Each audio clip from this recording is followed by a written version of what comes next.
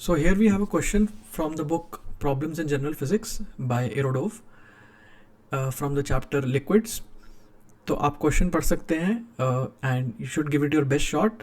You should pause the video and try this question on your own. And I am moving into the solution. तो हमें given है कि there is a vessel and it is filled with air at pressure P0. तो air pressure अंदर P0 है and it contains a soap bubble which is inside the vessel and the diameter of the soap bubble is D. फिर हमने क्या किया कि जो अंदर एयर थी वेसल के उस पर एक आइसोथर्मल प्रोसेस कर दिया, कांस्टेंट टेम्परेचर प्रोसेस, जिससे कि अंदर प्रेशर n टाइम्स कम हो गया. राइट तो हमने we allowed the air to expand isothermally, जिससे कि वॉल्यूम बढ़ गया कंटेनर का और प्रेशर कम हो गया अंदर. एंड एज अ कॉन्सिक्वेंस जो अंदर बबल था उसका डायमीटर भी बढ़ गया और डायमीटर बिकेम ईटा टाइम्स. सो ये इंट्यूटिवली करेक्ट लग रही है बात कि अगर एक रूम है और उसके अंदर एक इन्फ्लेटेड बलून है हमारे पास, एंड अब हम अगर रूम के अंदर का एयर प्रेशर रिड्यूस कर देते हैं, then because of the reduce pressure outside the balloon will expand. So ऐसा ही कुछ यहाँ पे हो रहा है. So from this given information we have to find the surface tension of the soap water solution. तो ऑब्वियसली ये तो समझ में आ रहा है कि कहीं ना कहीं हमें आइसोथर्मल एक्सपेंशन की इक्वेशन यूज़ करनी है P1 V1 equal to P2 V2. Right तो इसका मतलब we have to like find the initial pressure inside the bubble and find the final pressure inside the bubble. तो ये हमें मतलब इंफॉर्मेशन निकालनी है. राइट तो इनिशियल प्रेशर हम लिख सकते हैं. So if we have to begin somewhere, तो कि अब मैं इक्वेशन में इनिशियल प्रेशर डालूंगा, तो जैसे सपोज मैं इक्वेशन को देखता हूँ, ये वाली जो इक्वेशन है आइसोथर्मल प्रोसेस की इक्वेशन है कि प्रेशर इनसाइड द बबल. तो बबल के अंदर भी आइसोथर्मल प्रोसेस हो रहा होगा क्योंकि सब जगह टेम्परेचर कांस्टेंट है उसके अराउंड, तो उसके अंदर भी टेम्परेचर कांस्टेंट रहेगा. So initial pressure inside the bubble जो कि हमें नहीं पता है, जो हमें गिवन नहीं है, वॉल्यूम भी गिवन नहीं है, फाइनल प्रेशर भी हमें नहीं पता और फाइनल वॉल्यूम भी नहीं पता. राइट बस ये पता है कि final volume becomes eta cube times of initial volume, क्योंकि बबल का डायमीटर ईटा टाइम्स हो गया तो रेडियस भी ईटा टाइम्स हो गया होगा, तो volume has become eta cube times. तो ये इन्फॉर्मेशन हमें गिवन है. तो अगर हम ये गिवन इन्फॉर्मेशन यहाँ डालते हैं तो ये तो समझ आ रहा है कि वॉल्यूम तो कैंसिल हो जाएगा. तो अगर हम इनिशियल प्रेशर और फाइनल प्रेशर लिख लें किसी और तरीके से, राइट, और इनिशियल प्रेशर और फाइनल प्रेशर में कहीं ना कहीं हमें सरफेस टेंशन मिलेगा. Right surface tension will be there in that expression of initial pressure and final pressure. Right तो वो इस इक्वेशन में डाल के फिर सरफेस टेंशन की वैल्यू हम निकाल सकते हैं. तो before the isothermal process bubble के अंदर कितना प्रेशर रहा होगा, तो कुछ लोग यहाँ पे हो सकता है गलती करते हैं कि जल्दीबाजी में इनिशियल प्रेशर को P0 ले लें.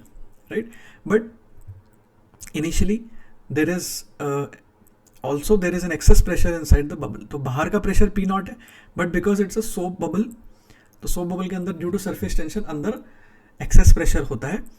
And the amount of excess pressure inside a soap water bubble is कि अगर उतने ही रेडियस का एक एयर बबल होता. सो हमारे पास इस लिक्विड्स के चैप्टर में in this topic of surface tension दो टाइप के बबल्स होते हैं. One type of bubble is an air bubble inside a liquid. Right तो air bubble inside a liquid में there is only one interface, one surface. Surface का मतलब है interface between liquid and gas. Right तो air bubble है तो उसके अंदर तो एयर होगी और बाहर लिक्विड है. Right but there is only one surface. Right so मतलब एयर बबल कुछ ऐसी चीज़ है कि वाटर के अंदर एक एयर का पॉकेट ट्रैप्ड है, एयर का कैविटी है अंदर. राइट तो उसका एक ही सरफेस है. बट सोप बबल क्या होता है? Soap bubble is a bubble which is made of a thin layer of liquid. So वो soap water solution जो liquid है उसका बना हुआ surface होता है और उसके अंदर air होती है और बाहर भी air है. So अंदर air है, फिर soap water solution का thin layer है और बाहर भी air है. So there are two surfaces in a soap water bubble. कि हम अगर अंदर से बाहर जा रहे हैं तो हमें पहले एयर से लिक्विड जाएंगे, फिर लिक्विड से फिर से एयर जाएंगे. Right so the excess pressure inside a soap bubble is twice in comparison the excess pressure inside a soap bubble is twice in comparison to the excess pressure inside a air bubble. तो air bubble के अंदर वो 2 sigma by r होता है, where r is the radius of the bubble, और soap bubble में 4 sigma by r होता है. तो 4 sigma by r की जगह 4 sigma by d हो जाएगा, क्योंकि हमें डायमीटर गिवन है तो रेडियस को हम d/2 डालेंगे तो यहाँ 8 आ जाएगा, 4 की जगह 4 × 2 8 हो जाएगा. So this is the initial pressure inside the soap bubble, right. अब उस इनिशियल प्रेशर को अगर यहाँ डाल देते हैं तो हमें फाइनल प्रेशर मिल जाएगा, राइट, इस आइसोथर्मल इक्वेशन से, क्योंकि वॉल्यूम तो दोनों साइड कैंसिल हो रहा है, तो ईटा क्यूब बचेगा बस. तो final pressure is 1/η³ times this expression जो इनिशियल प्रेशर था. तो ये आ गया, राइट.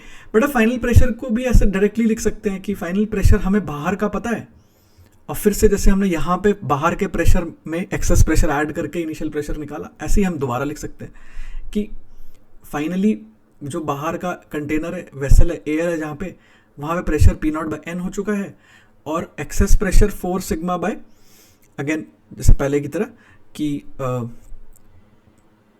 बस मतलब जैसे यहाँ पे 8 सिग्मा बाय डी था, तो यहाँ पे भी 8 सिग्मा बाय डी है, बस एक फ़र्क है कि डी की जगह ईटा डी आ जाएगा, because diameter has now become eta times, right. तो बस पहले जैसे प्रेशर लिख रहे थे ऐसे बाद में लिख रहे हैं, बस ये P0 की वैल्यू चेंज हो गई, P0/n हो गई, और डायमीटर की वैल्यू चेंज हो गई, ठीक है. तो अब हमें फाइनल प्रेशर के 2 एक्सप्रेशंस मिल गए. तो एक एक्सप्रेशन ये है और एक एक्सप्रेशन ये है, जो हमने कैसे निकाला दोनों एक्सप्रेशंस को.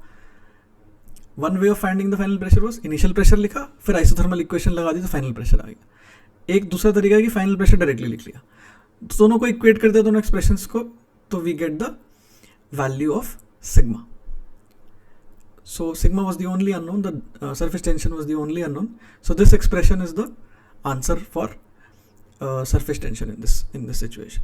तो हो सकता है क्वेश्चन काफ़ी लोगों को इंटिमिडेटिंग लगा और सोचने में थोड़ी डिफिकल्टी होगी कि कैसे प्रोसीड करें, कौन सी इक्वेशन बनाएं. So it is always advisable to try to make whatever equations you can make. तो इक्वेशंस बनाने की हैबिट हमें बनानी है कि जो भी गिवन इन्फॉर्मेशन है उससे हम किस तरीके से करेक्ट इक्वेशंस में लिख सकते हैं. कोई गलत इक्वेशन लिखने की ज़रूरत की कोशिश नहीं करनी चाहिए, मतलब कि कुछ भी करके कोई इक्वेशन लिख लिया, ऐसा नहीं. So whatever given information we can write in terms of an equation we should, and then we should observe कि क्या क्या चीज़ें अननोन है, राइट. तो शुरू से यहाँ पता चल रहा है हमें कि sigma is the only unknown. तो यहाँ सिग्मा एक अननोन है, और फिर जब फाइनल प्रेशर लिखा तो फिर दोनों को इक्वेट करने से सिग्मा ही एक अननोन बचता है, तो सॉल्व हो जाएगा, right. So through practice you will get the idea of कि कितनी इक्वेशंस और कितने अननोन्स हैं, तो can we solve, right. So I hope you like the solution. I hope you will practice this question again after a few days so that you cement your concepts, and thanks for watching.